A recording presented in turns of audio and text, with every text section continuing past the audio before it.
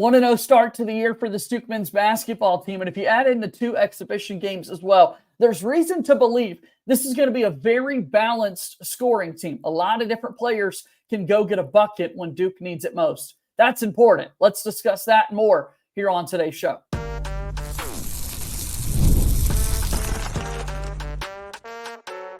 You are Locked On Blue Devils, your daily podcast on the Duke Blue Devils. Part of the Locked On Podcast Network, your team every day. Hello, everybody, and welcome into another episode of the Locked On Blue Devils podcast. My name is JJ Jackson. Thank you for being here with us today on Wednesday, November 6th, 2024. Locked On Blue Devils is your one-stop shop where we discuss everything going on in the life of Duke athletics, and we're talking basketball today as Duke gets set for their second game of the season on Friday against Army. We'll talk about the football game this Saturday against NC State, all of that and more with our good pal Josh Cox from Duke Football Talks Section 17 podcast. If you have not done so already, please be sure to follow and subscribe to Locked On Blue Devils for free, wherever it is that you get your podcasts. Leave us a 5-star rating and written review. Please make sure also to watch our show each and every day. Be a part of our YouTube community. Like this video, share it with your friends. Comment down below if you're an everydayer. And here's the most important thing. Subscribe to our YouTube channel. The climb to 3,000 subscribers is currently on, and we appreciate all the support that we've got here at Locked On Blue Devils. We're on X at LO_Blue Devils, and I'm there as well at _JJ_Jackson_. So without further ado, bringing him on into today's program, it is Josh Cox from Duke Football Talk Section 17 podcast. He does basketball work with Duke Report. He's well known in the Duke area, and man, it's been awesome to actually see a couple of Duke basketball games against another team. We had a couple of exhibition ones, and then the season got started on Monday night, man. I think, really, really excited about what we've seen from this squad so far. Oh, 100%. I mean, I think the offseason hype and everything that Duke fans were hoping to see, they've gotten a glimpse of it in the 2 exhibition games, and then they were able to see it, live and in person, some people in person on Monday night.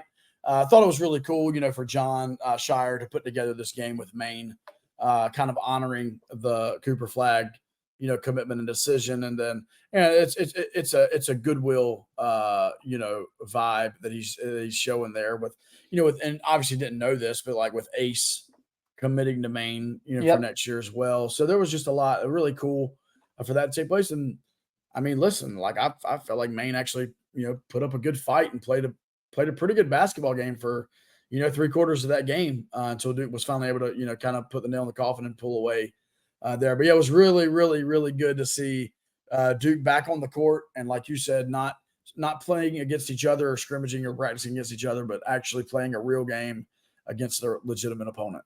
When we look at this team so far, as we start to sort of establish takeaways, the big thing for me that I've seen offensively is, wow, like the scoring that Duke's able to get this season, unlike from years past. It's just one game. You can add in the exhibition games as well. But I truly do believe, Josh, that there are multiple different guys on this team who can go out and get you a bucket. And when you look at leading scorers and who that might be at the end of the season, that's certainly a conversation. I think you'd settle between Cooper Flagg and Knueppel in that regard. I think it's more interesting to sort of try and figure out how many double-digit scores could Duke have on this year's team, because night to night, you never know who it's going to be that's going to beat you, but they're all going to be chipping in. I think you're 100% correct. I mean, this seems like the team that is going to have 5 guys in double digits every game, and they could be a combination of Cooper and Khan and fill in the blank, like with the other 3. There'll be games where it's definitely going to be Khaman. There'll be games where you see Caleb Foster, with 11, and a guy like Caleb Foster, it's like he was very quiet in that game. He was able to sit out and rotate in with Tyrese some and Sion, but he ended up with 11 points and he had a couple of great drives. I think it's going to be I think there'll be games where there's more than 5 players in double figures, and you really see some balanced scoring, across the board here, because Duke is able to put guys, roughly 10 guys on the court that I feel like legitimately could get you double digits. You look at the game against Maine to open up the season, Duke scored 96 points as a team. Knueppel, Flagg, Foster, James, Proctor, Gillis. 6 of those guys had at least 10 points on the night. There's reason to believe that's going to continue in the game against Army and some of these non-conference games against lesser competition. I think you're going to see 6 players at least in double figures. And then once we get into conference play, that number will drop off a little bit, but still you're going to be able to get big-time shot makers that are contributing to the Duke basketball team. In those upperclassmen in particular, like I think I really have liked what I've seen so far offensively from Sion James and Mason Gillis in particular, being really big experienced guards who had more of a scoring load in some respects at their previous schools than they will on this year's team. But it's easy to see, like, yep, they were scorers before. They can knock down shots and get to the cup if they need to now. Yeah, and interestingly enough, and once again, it's just one game in, but what you really saw was, Caleb Foster and Tyrese Proctor as your starting guards, and then Sion was basically came in and ran the show with like a second unit rotation.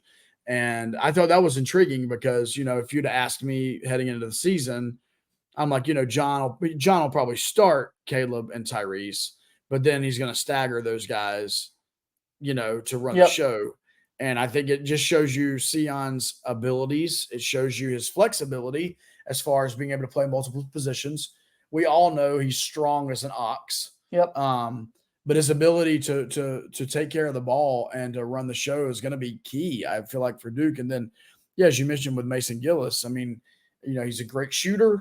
As Coach Shire mentioned in the offseason, he really brought Mason here for his leadership and his willingness to do anything to win basketball games. Obviously, an older guy, was at Purdue, has played at the highest level in huge games. And so those two guys are, man, it's a breath of fresh air to have like 22, 23-year-old guys on your team that have been through it, right? They've been through the mud, right? They've been through the difficult times.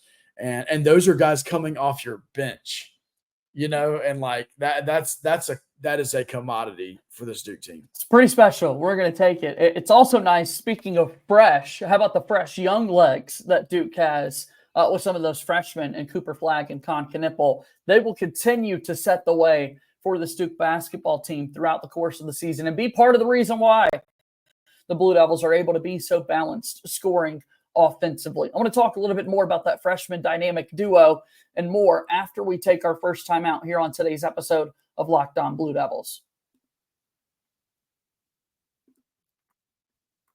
Locked On Blue Devils here today is brought to you by our friends over at Hims, a changing men's healthcare, providing you with access to affordable sexual health treatments from the comfort of your couch. Hims provides access to a range of doctor-trusted ED treatments like chewable hard mints and Viagra that are generics for up to 95% cheaper. The process is 100% online, so no need for uncomfortable doctor's visits. All you do is just answer a series of questions on their site, and a medical provider will determine the right treatment option. If prescribed, your medication ships directly to you in discreet packaging for free. No insurance needed, and one low price covers everything from treatment to ongoing care. Start your free visit today at hims.com/lockedon. That's HIMS.com/lockedon for your personalized ED treatment option. That is hims.com/lockedon. Products mentioned are chewable compounded products, which are not approved for or verified for safety or effectiveness by the FDA. Prescriptions require an online consultation with a healthcare provider who will determine if appropriate. Restrictions apply. See website for details and important safety information. Subscription required. Price varies based on product and subscription plan. Once again, Hims, a proud sponsor of Locked On Blue Devils. Show today also brought to you by our friends at FanDuel. When we're talking about sports betting, there is no better place than America's #1 sports book. That is FanDuel. Get ready to tackle all of the action with FanDuel. Right now, new customers can bet $5, get $150 in bonus bets if you win. The FanDuel Sportsbook app gives you everything that you need to place live bets on the NFL, all in one place. So when you get a hunch in the middle of the game, you can check out the latest stats, view live play-by-play, and so much more on the same page where you place your bets. Just visit FanDuel.com to join today. You'll get started with $150 in bonus bets if you win your first $5 bet. That's FanDuel.com. Never waste a hunch and make every moment more with FanDuel, an official sportsbook partner of the NFL and a proud sponsor of Locked On Blue Devils. Our pal Josh Cox here with us once again from Duke Football Talks Section 17 podcast. We're talking Duke basketball. They pick up a 34-point win against Maine. You know, we were curious. That line opens at 31.5. Can the Duke team find themselves in a position to open up the year and get the job done? Some of the other teams to open up the season have been playing really competitive and close games and not the way they want to be playing to open up the year, outside of someone like Gonzaga, who looked really good the other night against Baylor. But credit to the Duke team, Josh. I mean, it was a competitive game for certain stretches within Monday night's opener. But I think what you saw in the opening few minutes when Duke jumps out to a 23-9 lead, there are just going to be those big runs offensively that Duke can go out and go on, knocking down shots from the outside that you got to be really careful if you're the opposition, or else it's going to be an absolute avalanche. Yeah, for sure. I love the shade you threw at UNC there without mentioning their name. But no, you're exactly right. And it's not just Knueppel. Yeah. It's not just Khan, even though like Khan can go on a run completely on his own, right? Like you give him space and he's a knockdown shooter. You crowd him and he can go by you. Everything I wanted Jaden Shoot to be and more, man. Exactly. He is like, anyway, yes. Those of you that have been watching or listening to Locked On for a while will appreciate that. But no, I think this Duke team has the ability to go on runs. I believe Tyrese Proctor is showing that he does operate really well off the ball. He's great at that catch and shoot, right? That catch and shoot three. So you have those two guys, and then you have, as we've already mentioned, you've got, a guy like Mason Gillis that comes in with the reputation of being able to shoot.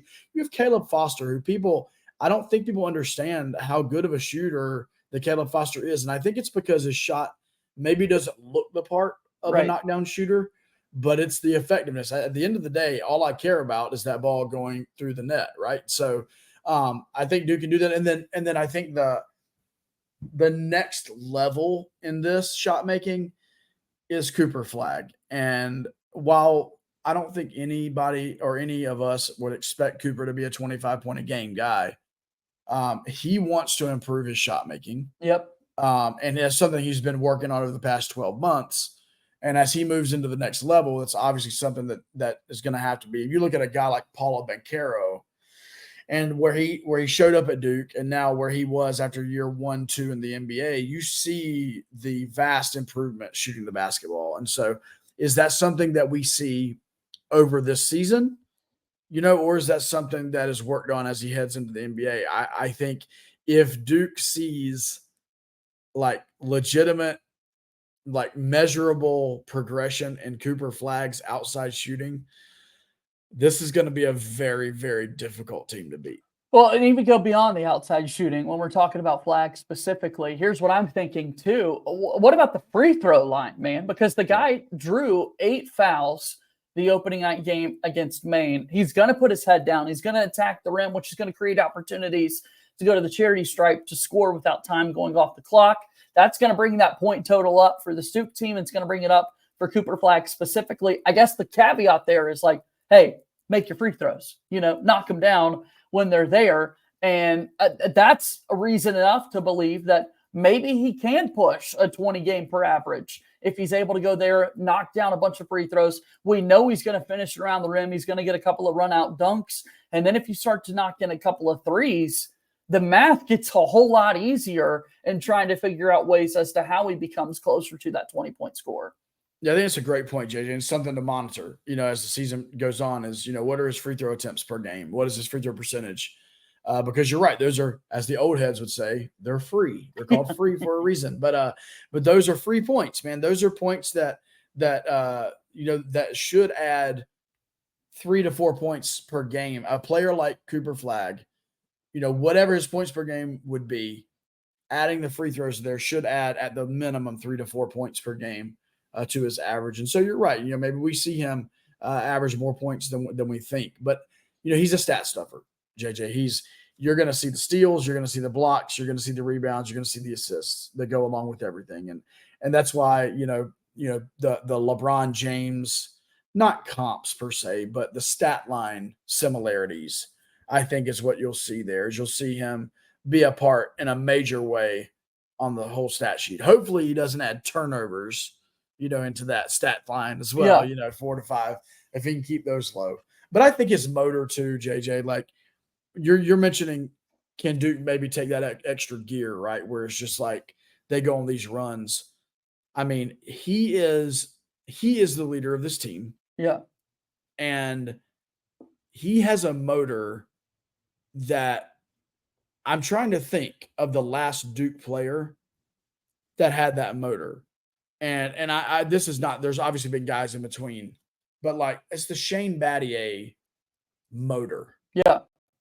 Right. It's the Chris Carrawell motor. Right. And obviously Chris, being on staff. Sitting there on the bench. Yeah. Yeah. So I think that's a big deal. And this is nothing against the Kyle Filipowskis, the Paula Bancheros, and we can keep on going back, right? Nothing against those guys that have quote unquote led this Duke team in the past. But the motor that Cooper has is that's that it factor, that dog, that people are looking for that you really can't put your finger on. He's got it. Whatever it is, he's got it. And I think Duke's going to benefit from it for their whole season. Hey, and his fellow freshman, Knueppel's not far behind him, Yeah. In regards to that motor that we're talking about specifically. We see a whole lot of the more outward, visuals from Cooper Flagg, right? He's one that I think is going to be talking a little bit more junk and trash to his opponents and that sort of thing. But what we've seen so far from Knueppel, he's not taking a possession off. He's not slowing down. He doesn't realize how big his body is, and he just throws it all over the place when he needs to go after a loose ball, get the job done. And then, we're talking a lot about what the balanced scoring looks like for Duke and these two freshmen leading the way for him. Here's how the math works for Knueppel. He shoots a lot of threes. He makes a lot of them. That number goes up quickly, man. Yeah, it does. It does. And I thought it was interesting. We know, I think this is year 3 of John Shire. And we understand that, especially early in the season, John's going to play with his rotation. He's going to play some guys at different times, and there's going to be different minute distribution. But what we saw in the Maine game with Khan was Cooper played all the way up, I believe, to the 12-minute timeout. Yep. And then he took that 12-minute timeout some extended time. And then Khan played through even that and then came out after the 12-minute timeout. I mean, Coach Shire played both of those guys like extended minutes up front. And I think that's what you're going to look for. So once again, it's just about, Khan being in good shape, staying in good shape. It's about Khan defending, to stay in the game. Obviously his offense is valuable, but, the defensive side absolutely matters and should matter. And so I hate to be like fanboying and kind of cheesing over this team, but if this team will just do what it's capable of doing to a 75 to 80% capability, we're going to get to do that. They're going to win a ton of basketball games. Yeah, yeah. And I hope the everydayers are used to this because if you can't tell, I love this team. I'm really excited about what we've seen so far. I hope that it continues night after night after night. I think Tuesday is going to be a big measuring stick for this team when they play Kentucky and Atlanta. Boy, I can't wait for that game to unfold and watch it play out and that sort of thing. We'll get to a break here in just a moment. We'll talk about football on the other side of this. But to kind of wrap up the basketball discussion, before we even get to Kentucky, there is another game at home against Army, a game in which Duke should feel pretty good about their chances of winning this one. I want to see Khaman, Maluach, Maliq Brown maybe get involved on the offensive end of the floor. We know what they're going to do defensively. But those two guys, you talk minutes, they're going to play a ton this year for Duke. And it's not like they're going to be guys who just stay on the defensive end of the floor, Josh, and let everybody else run down and play offense and then keep finding ways to get them involved. We've seen the mic'd up clips of John Shire wanting them to throw the ball to the rim for Khaman. Like that's in a game like Friday against Army. That's what I want to see. How can we get the big fella going? Yeah, I mean, can you imagine being an opponent of Duke? And if Duke continues to start the same 5 that they started against Maine, and you're like, okay, we got to deal with 7-2, South Sudanese Olympian, right? Just to kick the game off. And he's above the rim, Cooper's defending and then he's helping and he's getting block shots and we have to adjust everything around him. And then, he needs a breather. So let's bring in first team all ACC defense, Maliq Brown. Yep. And I know you were mentioning the offensive end, but everything starts with those two guys on the defensive end. And then I think translates in the offensive end. And so I think, as you mentioned, rim running, trying to get Maluach the ball at the rim. But here's the other thing.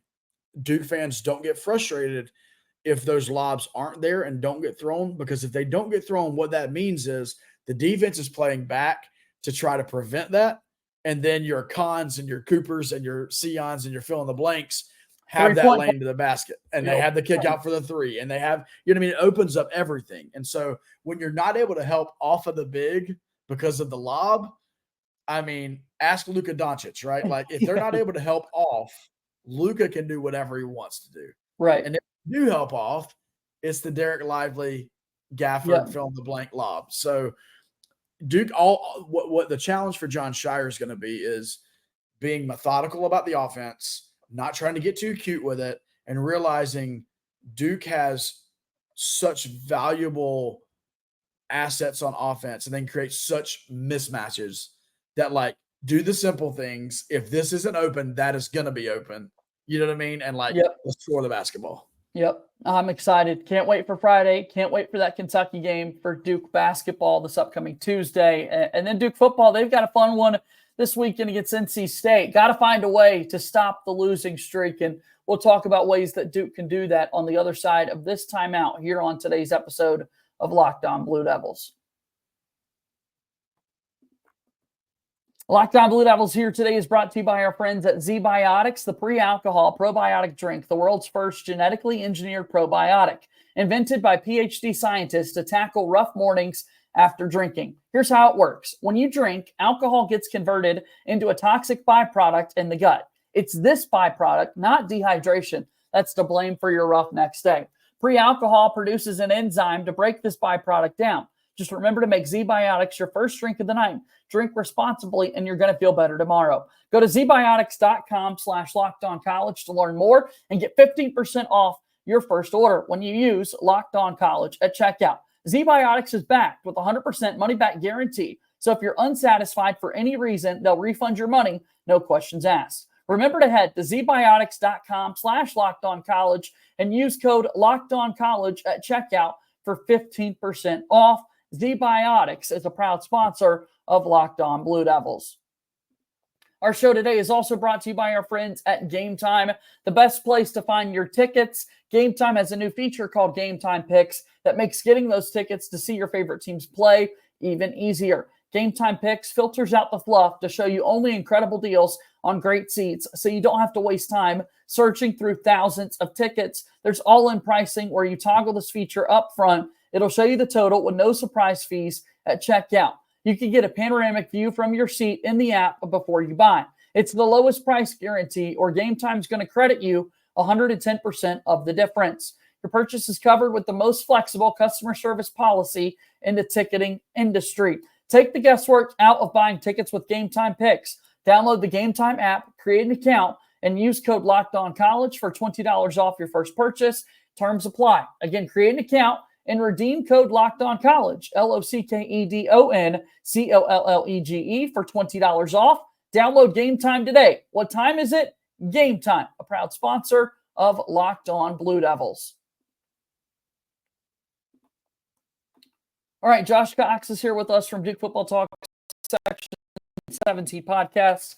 Let's switch things up a little bit. Got to talk about Manny Diaz and the boys. Want to focus on the NC State game coming up this weekend. And I guess start here, Josh. This is a schedule change that we saw at the end of last season. The ACC designating Wake Forest, NC State, UNC as kind of the three schools that Duke's going to get to have on their schedule, which I'm personally excited about. I know you love. I don't know that you're going to find Duke fans who don't appreciate this. And we get to see it play out this weekend with the game against NC State. Yeah, it was ridiculous that Duke and NC State could go. I think one time there was a 5-year gap without playing a football game against each other. That's a little ridiculous. And so, I personally love the schedule update. NC State, it came to Wallace Wade last year, us going there. It's a great atmosphere. Carter Finley Stadium is a great place to watch a football game, passionate fan base that takes football very seriously. And so it's going to be a great time this Saturday for sure. No doubt. This Duke football team looking for a win, man, trying to get off the losing side of things here that they've been on offensively. I mean, You look at what Duke was able to do against Miami, a lot of good, a couple of tough spots. In a lot of ways, it felt like we were watching a basketball game with the game of runs that one went on. At one point, it's a 28-3 run in favor of Duke. And when it's all said and done, the Hurricanes end at 36-3 in their favor, and they end up finding a way to cover that 20.5 margin, which is crazy to think about. It's crazy because everybody that watched that game knows that, up until the fourth quarter, that Duke was in it. Absolutely, and had them on their heels. And, it's unfortunate. I will say this, Duke has lost 3 out of the last 4. They've lost the last 2 games. But these last 2 games, have been against, right now, the top 2 teams in the ACC, right? I understand that there could be some movement around SMU. I understand that. But as of right now, those are the best 2 teams and 2 really good defenses. And, Miami, man, I did not buy into the hype in the offseason because, how many times have we heard the Miami hype in the offseason? A whole lot. I'm like, let me see it. Well, guess what? We saw it, right? Yep. We're seeing it. And Cam Ward is that guy. If he doesn't win the Heisman Trophy, he's going to be in the top 2 or 3. That defense is really good. And what you saw on Saturday is I believe you saw Duke improve on the offensive side of the football. There's been a lot of criticism around the offensive coordinator and around the quarterback position.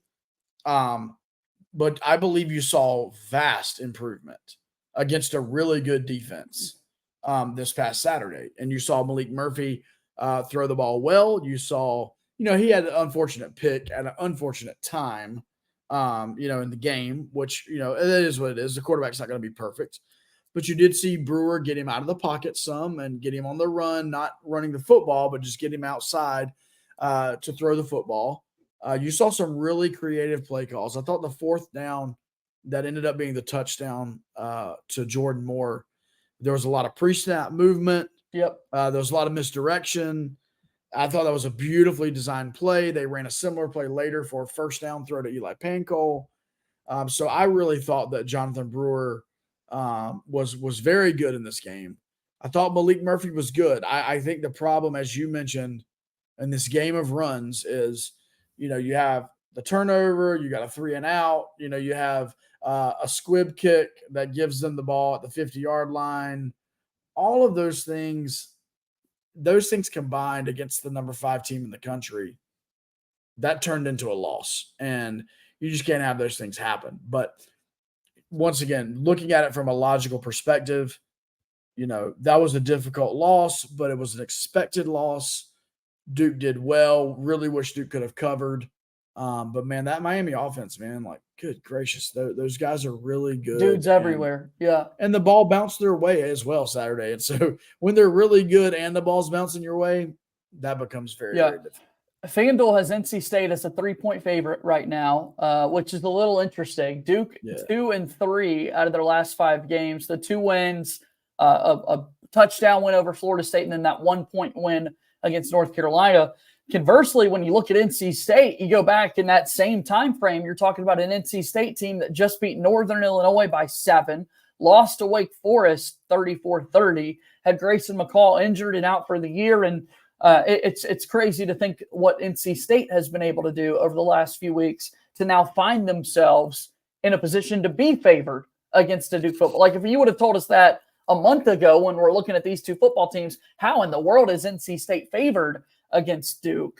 I guess in some ways it's starting to make a little bit of sense. I don't know. Yeah, I mean, you have to think, is Vegas seeing the 59 points that they put up against Stanford? How bad is Stanford? I think Stanford's like the cellar dweller of the ACC. So, but maybe that's it. And then I think there's the Carter Finley effect. I think that's what they say, 3 points, right? Yeah. So really what we're saying is this is an even matchup. Yeah. And I think that's fair. I think, listen, you got to give credit to CJ Bailey and what he's been able to do at the quarterback position. It's still interesting they're doing this without, Concepcion really having any kind of a breakout game. The running game, they really didn't feature Jordan Waters, even though he had the 95-yard touchdown. But the other guy, his name is escaping me right now, but the other running back in the backfield really is who they leaned upon against Stanford. That's going to be interesting to see. Here's what I will say. The Duke defense struggled at Miami. Miami's athletes were on another level. Restrepo and company were incredible. Cam Ward was incredible. The question is, does the Duke football defense, and I think the answer is yes, but does the Duke football defense, do they regroup? Do they refocus, and do they come into this NC State game, with a renewed fire and sense of urgency? Or does that Miami game turn into, a situation where they let that loss turn into 2 losses, right? And they don't show up on the defensive end. That's going to be the big question mark going into Saturday. We're going to be following along. It's in Raleigh, 3:30 p.m. Eastern, Duke and NC State. Tell us about Duke football talk as we conclude here, Josh. Yeah, for sure. So weekly podcast about Duke football at Duke FB Talk on X, on TikTok, on Instagram, and then on Facebook we have Duke Football Talk, and then obviously our YouTube channel doing weekly shows there. We appreciate all the support. And like I said, it's Duke football. So I'm locked on here. We just talk basketball and football. We only talk football. So we are in a smaller pond. We're trying to be as big a fish as we can be over there. Josh, thanks for the time, man. It's good to see you. We'll do it again soon, okay? Have a good day, JJ. See you, man. All right. That's Josh Cox joining us here on today's episode of Locked On Blue Devils, and that's going to bring us to a close here today. A lot of good discussions there with basketball and football. Really excited for the weekend ahead with the Blue Devils. That's going to do it for our show here. As always, let's go Duke. I'll talk to you again tomorrow. My name is JJ Jackson. Thank you and good day.